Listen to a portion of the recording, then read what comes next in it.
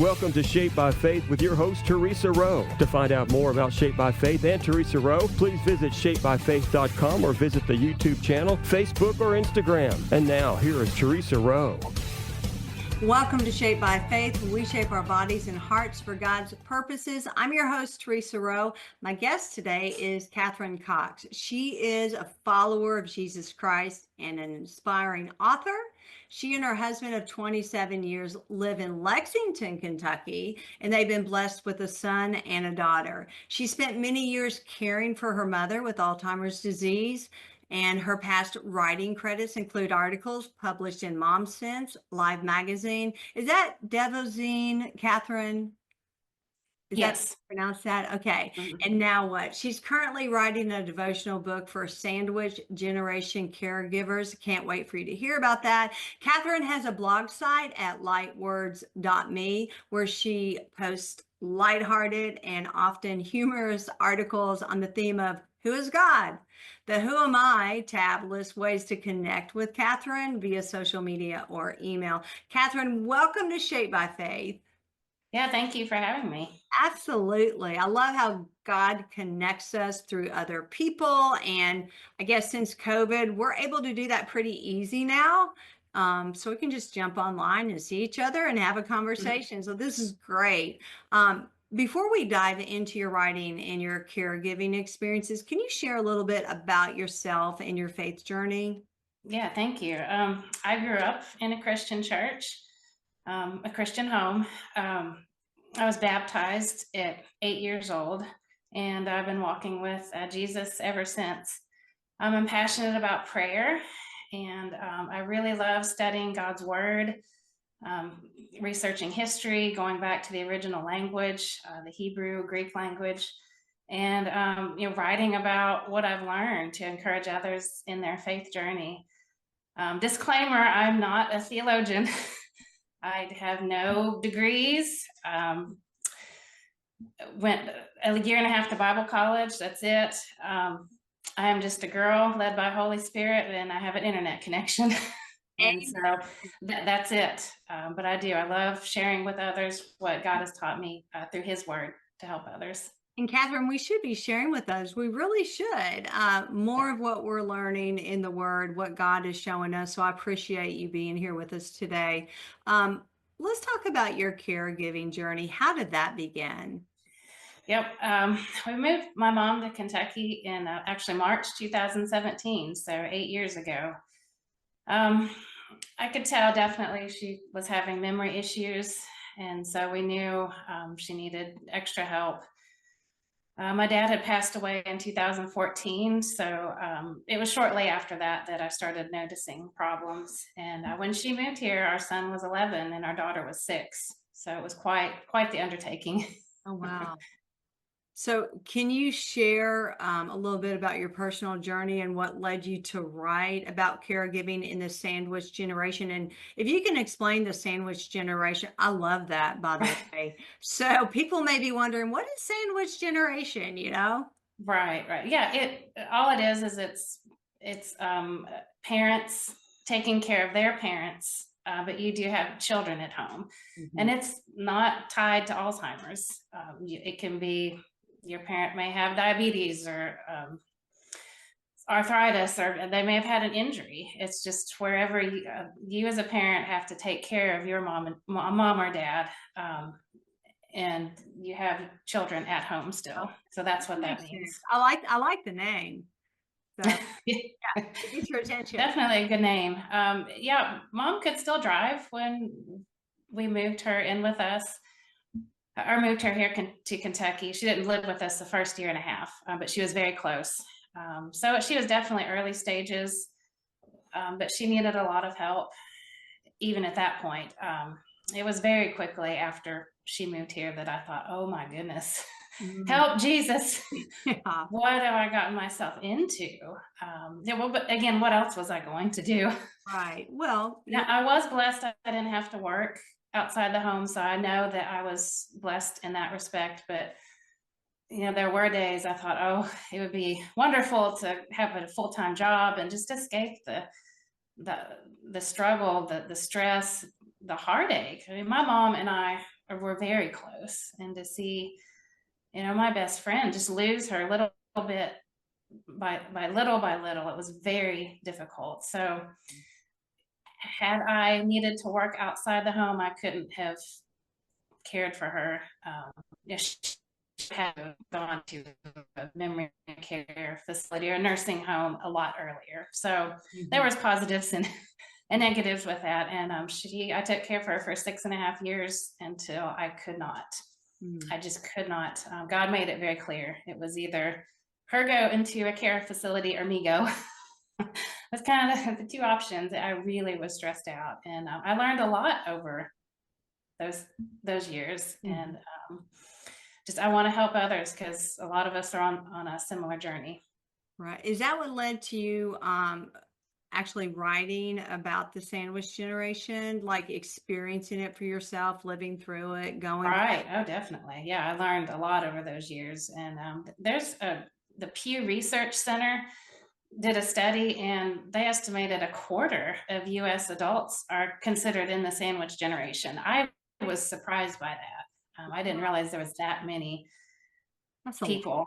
I think it said 23%. So that's a huge chunk of people in the U.S. And again, your parent doesn't have to be living with you to still be considered in the sandwich generation. They could be living in their own home, but you still are responsible for their care. You're a caretaker. What are some suggestions to help others in similar situations like you had? Yeah, sure. Just some main points. Definitely research what you're dealing with as far as the illness. I kind of hesitated. Oh, Mom, it's just old age. Her memory's just a little bad. I really resisted the thought of my mom's dealing with Alzheimer's. I didn't want to say that. But again, whatever you're dealing with, whatever medical diagnosis, really don't put it off. Research it. Really get a handle on what you're dealing with. Also, you join a support group. That's key. Or find other people similar that have walked in your shoes that can be an encouragement. Definitely maintaining a healthy body. I really tried to eat healthy, exercise. That's so important, because you're running here and there, especially with kids. And if you're married, definitely work on your marriage. Make sure your marriage is healthy, because you're a team. You're both in this together, and you don't want strife in your marriage for sure. And just another little tip, you are distracted. It was very distracting having Mom here, and we made sure with our kids at home we had really good internet filters, just on their devices. Right. To have, just an extra set of eyes. That was good. Great idea.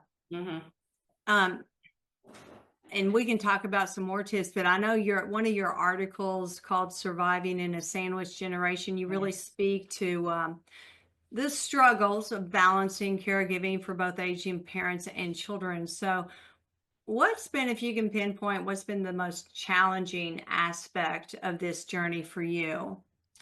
Right. Definitely feeling like I was not a fully engaged mom, not being the best for my kids. I really was, you're emotionally and physically drained. And then you've got your children, and sometimes we couldn't go to certain activities because I couldn't find a caregiver, and just really feeling pulled in two directions, wanting the best care for my mom, but yet feeling like, well, that took me away from my husband and my kids. And definitely the most difficult part of the journey was when I finally had to decide to move her to a memory care facility. That was very hard. You feel like you're just abandoning them, to save yourself. And I know that's not true, but that was really hard to walk away from the memory care place, knowing she's never coming back home to live with us. But Jesus got me through it. Yeah, Lord, take me over. I mean, we all need Jesus, but especially in those difficult situations, Lord, help me get through this, help my mom. That had to be super challenging for you. I can't even imagine. I've not walked that path or that No. journey, but God definitely sustained you. That's for sure. Could you tell us what were like some of the things that made you realize you had to move your mom to a memory care facility? Right. I probably waited a bit too long. You just don't want to do it. So by the time I did move her, she didn't even recognize being in our home. She would be sitting in her living room in her recliner and say, "I want to go home." Oh, I'm thinking, you are home. So she really, I don't recommend waiting yeah. that long. We'd lived in the same house for 3 years, and every single time, where's the bathroom? You know, Mm. it was really beyond time. But now she always recognized me because I was her caregiver. But the kids, our son and daughter, I could tell sometimes when they walked past her, she really didn't know who they were. And so, um, she always, her favorite movies, if it had John Wayne in it, then that was the best. And I could rely on those movies for quite a while. Okay, I've got 2 hours. She's happy. She's watching True Grit and she's a happy camper. But even when I couldn't, after 20 minutes, she'd come upstairs and, looking for me. Those things didn't distract her. Our kids were getting older, and I knew they needed me. Yeah. They needed me to be physically, emotionally there for them. And I was really struggling health-wise. I'm going to have a stroke from the stress of this. And I think it would I was just depleted, and God made it clear it's time. Yeah, I was going to say, I think it'd be hard enough if you're caring for your adult parent and they didn't have memory loss. They just Right. needed to live with you, but Yes. maybe their spouse passed away. That would be challenging. But then to live with your mom who had memory loss, that's totally different and so challenging. So, what are some things to consider or questions to ask when you're looking for a nursing home like memory care facility? And is there a difference between nursing home, memory care? Yes, memory care must be a lockdown facility Oh, because you have people that can wander and get out. Where a regular nursing home, they're not allowed to lock the doors. That's probably the main difference. But definitely, and this can go for both places. The number one thing you want to ask is how many caregivers aides do you have per resident? Now there's laws that you can't have so many people and then only just a few nurses or whatever. I feel like it's very broad. And one place here that was very nice, their ratio was at the most 4 caregivers to 35 residents. oh, wow. And you think with people who need help with almost everything, it was a nice place. But the place Mom is now, it's not the newest building, but that doesn't matter. Right. You want the lowest caregiver to patient ratio that you can get. And that's a great question, because they're going to get more one-on-one care if there's not as many people. Other things like, is there a wait list? You might not think about that, but you want to find a place before you need it. Don't wait. Go ahead and get on that wait list. You can always say, no, I'm not ready for it right now. Do they have skilled nursing? A lot of memory care places, they don't. And you don't want to have to move your loved one. If they need 2 people, usually it's 2 people assist. So once they get to that point, am I going to have to move them somewhere? Or do you have a separate wing where it's skilled nursing? What's the cost of it? Does insurance cover it? Or what do I have to pay? Also, what's the move-in fee? That one threw me. Oh, For a wow. loop. Oh, $1,400 to get in the front door. And I was like, oh, okay. I wasn't expecting that, but most places do. That's their fee, and it's non-refundable. And then activities, what sort of activities do you have? What are the visiting hours? And then also, what supplies do I need to bring in? Do they do the laundry? Lots of things. Hopefully that's just a quick list. A lot of little things to think Now, about. you're writing a book, correct? I'm writing a devotional. Okay. I'm just seeing as we're talking, Kathryn, this book, on what to do if you have a loved one, just like we're talking right now, it'd be so good for people to have. Yeah. How has your understanding of God deepened your caregiving experience? Definitely. If you're talking about my blog earlier, one of the articles that I wrote, the researching of it, the thinking through it really helped me. It's titled, "Who is God? He's in charge, but he's not in total control." And that may sound blasphemous, but if you really think about it, and it's tempting, especially when you see a loved one going through something so difficult. You think, why, God, do something? Yeah. Come on, God, do something. So just understanding how he moves and works in the earth really helped me, even as just writing it myself. Mm-hmm. I know that writing can be a powerful outlet for processing emotions and it's so therapeutic. So how has writing helped you like navigate the ups and downs of caregiving? Right. And I said, anybody out there who is a caregiver, you need an outlet, whether it's writing or painting or crocheting or some sort of sport.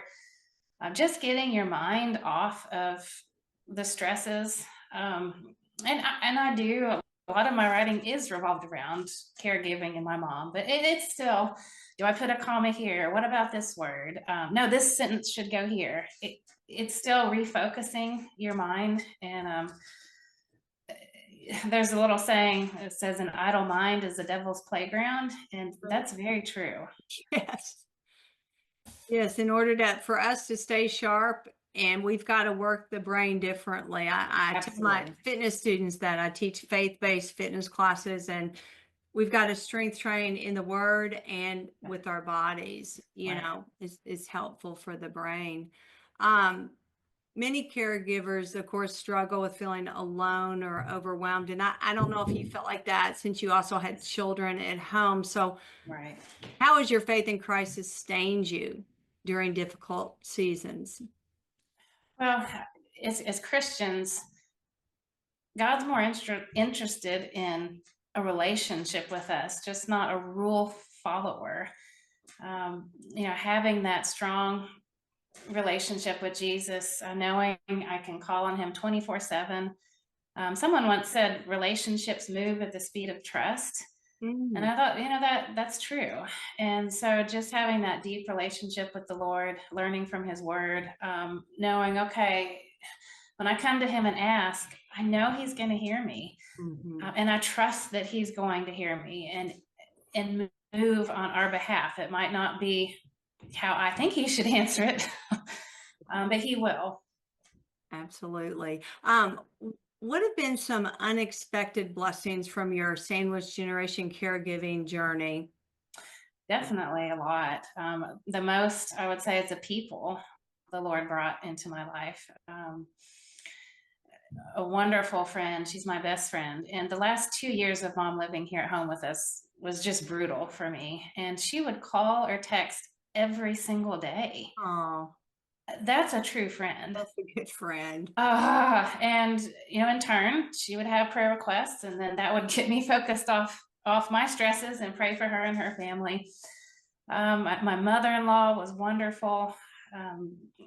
Came to help quite a few times. Lord brought two older ladies into my life, and they were caregivers. They didn't have children at home, but there's a lot of overlapping. Right. A lot of overlapping, and they were wonderful to support, to give me ideas, help, just encourage me. I really also understood how blessed I was to have such a good husband. I mean, this wasn't easy on him either. He basically said, okay, let's move my mother-in-law in. And it really brought us closer, I believe, because I saw how he supported us all in this. And another unexpected blessing was the independence of my children. I remember complaining to a friend on the phone, "Oh, my son, he had to do his own laundry because I had to help mom. And my daughter, oh, she had to make her own lunch." And my friend was like, "Kathryn, is that all bad?" Yeah, They're true. learning to be independent. And our son now, he's 19, our daughter's 14, and they're both very independent. They do things for themselves. And so even though that was made me feel bad as a mom, God was using it to create in them an independence. Kathryn, I love the conversation that we're having about what does it mean to be in the sandwich generation, taking care of a parent. I love the way you're explaining it and how you're weaving your faith into it. So thank you so much for taking your time today with us. What are some of the most valuable lessons that you've learned about grace? And this is a big one, patience in this season of life. Yes, I've learned I'm lacking. I need much more grace and We all patience. are, And the biggest lesson, yes, the biggest lesson I learned is others have been patient with me. My mother was patient with me when I was young, and I need to show that to other people. And where they say, don't ask God to give you patience. You might not like the lessons that he gives you, but yeah, definitely thinking about others were patient with me, and so I need to give that out to others. That's good. So, in what ways do you think churches and communities could better support sandwich generation caregivers? Right. I would say I've never been in a church where the minister said, "Hey, is there anybody in the audience that is in a caregiving situation?" We need to be connected because sometimes we can't make it to church. We might want to meet in each other's homes and watch something online. So definitely help from the church leaders of just to get us connected, I think would be really beneficial. That's good. Okay, so many caregivers find themselves struggling with guilt, and you've talked about that, like feeling like you're not doing enough. Or what advice, okay, would you give to someone who's wrestling with that right now?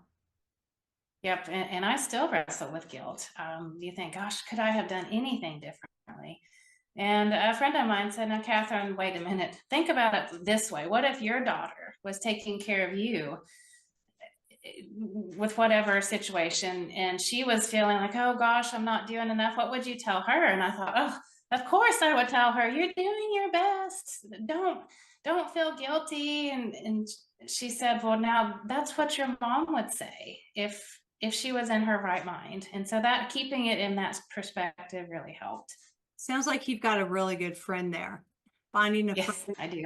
I mean, that's a gem. So I know you're working on a devotional for caregivers. I'm so thankful you are. So what do you hope readers will take away from it? Definitely that they're not alone, that our Heavenly Father is with us, and that it's not easy. It's definitely not easy. And I also am planning to include a tip, or I call it a survival suggestion, on each devotional, just to give practical ideas of things that I did that were helpful. That's good. So, Kathryn, if someone's listening today and they're struggling in their caregiving role, okay, so what's one thing that they can do right now to invite God into their situation? Right, definitely a prayer of surrender.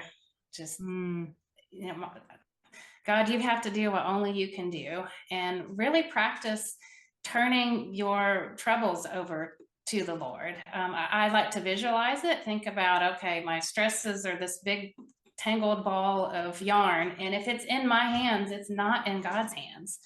mm. So just practice. If it's for 10 minutes, I'm not going to worry about it for 10 minutes. Um, just a prayer of surrender, and continually turning it over to God.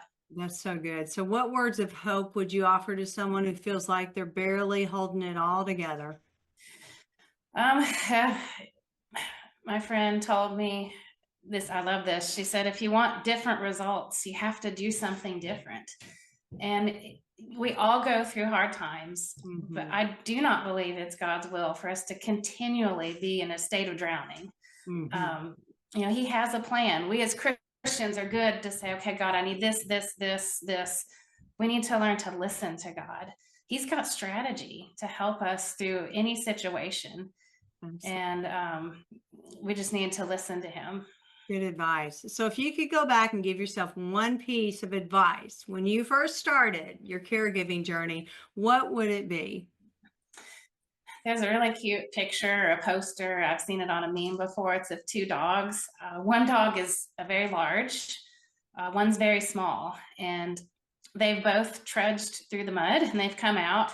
And the question it asks is, how deep is the mud? And it says, well, it depends on who you ask. And the big dog, the mud just comes up over his paws, where the little one, it's right up to his neck. We're all different. We all deal with things differently. I'm an introvert. I need more quiet time, more alone time than others. And I did a lot of comparing. Oh, so-and-so would do much better job at this than I. What's wrong with me? Than I will, or I did. And, just realizing we're all different, and that's okay. I was the little dog in quite a few scenarios, and I can't make myself any different. And just to stop the comparison. That is so good. And you could take the advice you just gave us with just about anything in life. Right. Oh, definitely.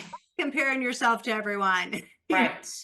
And I can relate to you so much, Kathryn, because I'm very introverted. But like I told you, when I'm in that God lane that he has me in my assignment, in that calling, I can be extroverted, I can come alive. But I need that downtime. I need to come home. I need to chill out. So does my husband. I could physically take care of Mom, but it was the emotional part that I really struggled with. And yeah. Oh, that's a challenge. I want to thank you so much, Kathryn, for. Oh, you're welcome.